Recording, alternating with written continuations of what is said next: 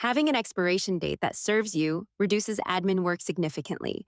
So we've rolled out custom credential expiration for certificates and templates, letting you control how long issued credentials stay valid. Let's learn how to use this feature. Head to the Credentials tab in the Membership section and click the three dots next to your desired document. Select the Set Expiry option. Pick Custom Date from the expiry options. Enter your desired expiration date, then click Save.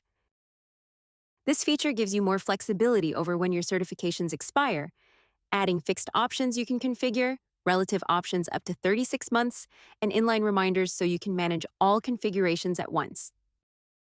From never expiring to a fixed date or relative durations from the date of issue, this grants you full control over your certificates, ensuring you can keep learners coming to renew their certifications or provide them with a permanent credential that minimizes manual work. We hope you enjoy it.